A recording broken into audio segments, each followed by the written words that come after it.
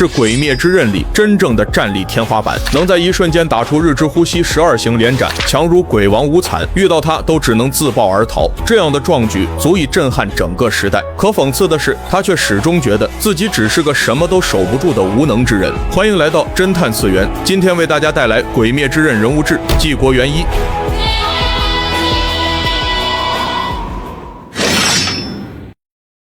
纪国元一的故事要追溯到400多年前，一个武家大户诞下了一对双胞胎，哥哥纪国元胜，弟弟纪国元一。可在当时，双胞胎被视为不祥，会给家族继承带来麻烦，所以父亲决定哥哥纪国元胜被定为继承人，而弟弟元一因为额头上天生带着一块诡异的胎记，被判了死刑。但母亲死活不同意，她拼命保护元一，最后逼得家族妥协，孩子可以活下来，但等10岁那年就得送去寺庙出家当僧人。从那一刻起，两兄弟的人生彻底分叉，哥哥享受锦衣玉食，衣食无忧，弟弟只能住又小又破的房间，甚至连吃穿都跟兄长不同。更离奇的是，元一从出生到7岁没笑过，也没说过一句话，大家都以为他是天生聋哑。母亲担心他，天天祈祷太阳神能保佑元一，他还特地为元一做了一对花纹耳饰，没错，就是后来炭治郎戴的那副花扎耳饰。虽然父亲对元一态度冷淡，但哥哥元胜却常偷偷跑去找弟弟玩，这其实很危险，因为只要被父亲发现，他就会挨打。为了让弟弟能有点陪伴，元胜亲手做了一只小木笛送给元一，元一把它当成宝物，天天随身带着。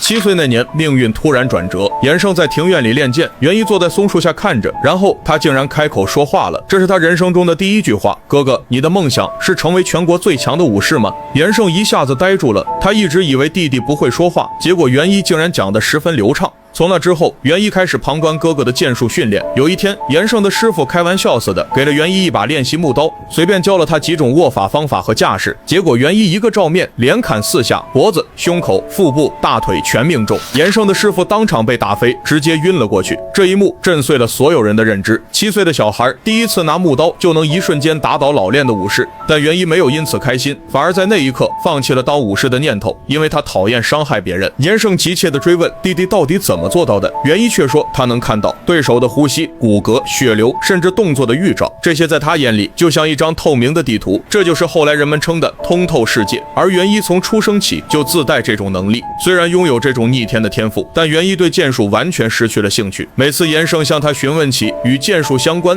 他都会对哥哥说不聊这个，我更喜欢和哥哥放风筝玩游戏。可元胜确实想在剑术上做到登峰造极，而不出意外的话，元胜的师傅已经把这件事告诉了父亲，弟弟也将成为新的继承人。元胜在3年后也应该就要去寺庙出家。然而在母亲去世的那个深夜，元一偷偷跑去找哥哥，他告诉元胜母亲走了，他也决定要离开。说完，他深深鞠了一躬，只带着那只木笛就走了。直到后来，元胜才知道真相，元一离开是为了不夺走哥哥的梦想，而他之所以一直黏着母亲，并不是胆小，而是在暗中搀扶母亲生病的身体。离开家后，元一开始独自流浪，他漫无目的的一路奔跑，就这样他一直跑了1天1夜，可没有感觉到疲惫。直到跑到山中，他遇见了一个孤零零的女孩，她手里提着水桶，却一动不动站在那里。原来他的家人都死于瘟疫，只剩他一个人。为了不觉得太孤单，他想抓蝌蚪带回家，可当太阳下山，他突然心软，把蝌蚪全放回水里，因为他明白把他们和家人分开是件残忍的事。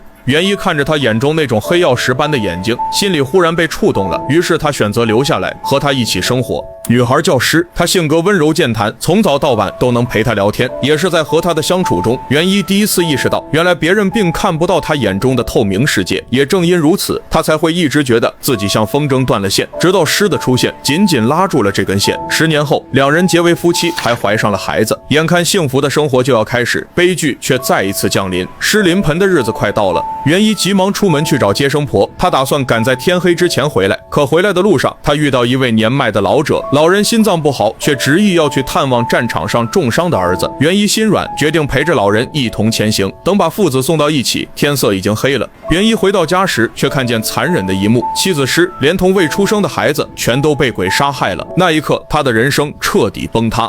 袁一把妻子和孩子的遗体抱在怀里，足足10天不肯松手，直到一位鬼杀队剑士找到他，劝他用祈祷安葬亲人，而那人正是岩柱炼狱杏寿郎的祖先。袁一原本的梦想只是和妻儿一起在小小的房子里相依为命，一家人平淡度过一生。可在这个被鬼侵蚀的世界里，温柔的梦注定被打碎。也正因为如此，袁一正式加入了鬼杀队。从这一刻起，命运的齿轮也开始转动，他的名字注定会改变历史。加入鬼杀队后，袁一带来了前所未有的变革。他独创的日之呼吸威力十分强大，但问题是，其他剑士根本学不会日之呼吸，他们的身体条件远远达不到袁一的标准。于是袁一做了一件了不起的事，他把日之呼吸分解改良，于是诞生了盐水风雷炎这几种基础呼吸法，这些就是后来所有呼吸法的源头。在一次出任务的途中，袁一再次遇见了哥哥严胜，当时严胜正被鬼袭击，手下全灭，命悬一线。袁一出现救下了他，他抱歉地对哥哥说：“对不起，我来晚了。”不久之后，严胜也加入了鬼杀队，有了两兄弟的力量，队伍的整体实力大幅提升。后来，鬼杀队的人陆续觉醒了斑纹，鬼杀队进入了短暂的黄金时代。可这份辉煌并没有持续太久，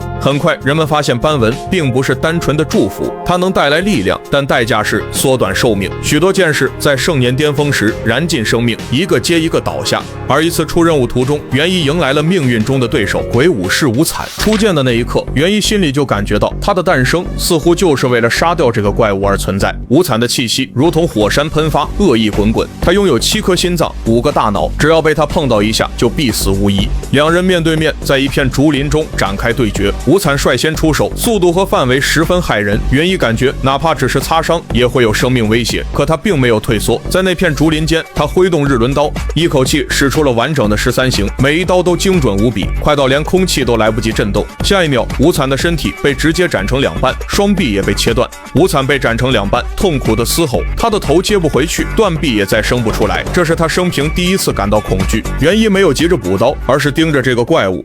何が楽しい、何が面白い、命を何だと思っているんだ。无惨没有回答，就这样死死地注视着袁一。而这时，袁一注意到一旁还有个女鬼，他没有帮无惨，反而眼中闪烁着希望。他渴望无惨彻底死去。没错，这个女鬼就是后来帮助鬼杀队杀死无惨的朱氏。正当袁一准备解决无惨时，无惨紧咬的牙关传来碎裂声，身体也在这时骤然炸裂，化作1800块肉块向四周飞散。袁一全力挥刀，成功斩碎了1500块，但剩下那些还是逃走，并重新聚合成一个头颅大小的肉团。无惨就这样侥幸逃脱。朱氏跪倒在地，痛哭失声，他恨到撕扯自己的头发，喊着明明就差一点，为什么没死？但就在那一刻，他发现自己居然还活着，没有被无惨的诅咒吞噬。因为无惨被打到极度虚弱，已经无法掌控他，他终于获得了自由。从此以后，朱氏立下誓言，哪怕付出一生，也要协助人类毁灭鬼武士无惨。可就在同一天，袁一又收到了一个噩耗，哥哥严胜竟然变成了鬼。更糟的是，袁一没能杀死无惨，还放走了朱氏。鬼杀队内部对他极度不满，甚至有人提议让他切腹谢罪。但那时的鬼杀队主公阻止了他们，而主公当时只是个6岁的小孩，于是袁一没有自尽，而是被驱逐出队。从那以后，鬼武士无惨再也不敢主动接近袁一。袁一的人生仿佛失去了目标，他选择隐居，不再追逐鬼，只是在余生里做了一个重要的决定，去见一个老朋友。这个朋友就是炭治郎的祖先灶门炭吉。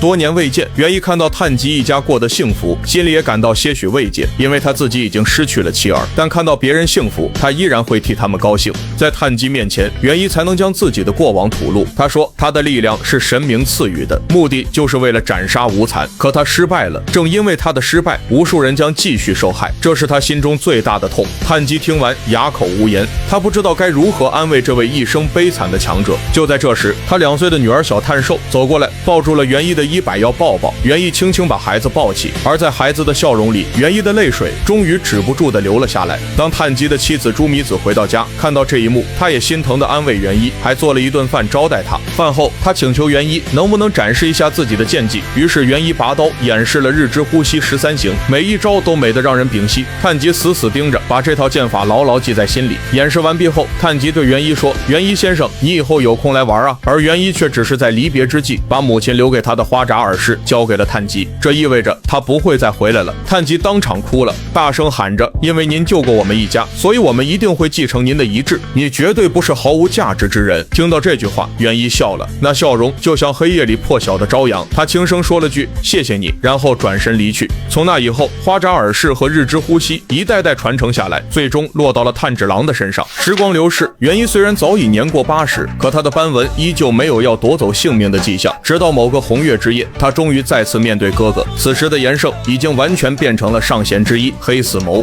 黑死谋心中充满疑问，为什么只有你能违背斑纹的诅咒活到现在？可元一并没有回答，他只是流下眼泪，用沙哑的声音说：“兄长大人多么悲哀啊！”黑死谋愣住了，他从未见过弟弟对自己表现出这样的情感。然而下一刻，元一忽然拔刀，气息瞬间压得四周空气凝固。即便年老，他的姿态却依旧没有一丝破绽，仿佛站在那里的还是当年那个无敌的男人。黑死谋还未来得及反应，元一的刀光已经划过他的脖颈，快与狠，丝毫不逊色于全盛时期。黑死谋心中确信，如果弟弟再挥出第二刀，自己必死无疑。可那一刀却永远没有落下，元一就那样静静站着，保持着出刀的姿势。可他的生命已经在那一刻走到了尽头。黑死谋愣在原地，心中翻涌着无数情绪。他明白，若弟弟能再活一口气，自己就会死在这里。可现实是，元一以站立的姿态结束了一生，愤怒、羞耻、不甘全都涌上心头。黑死谋失去理智，挥刀把元一的尸体斩成两半。就在那一刻，他看见了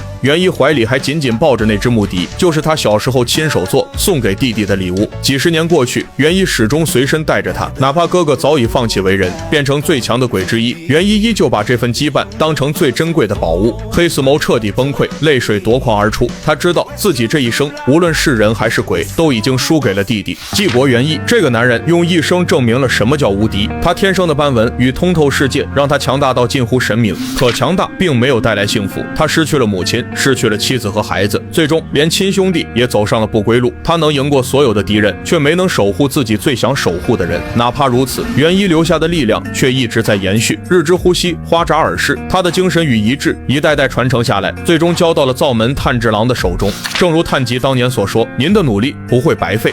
元一的一生就像烈日冲破黑夜，他自己注定是悲剧，但他的存在点亮了整个鬼杀队的未来。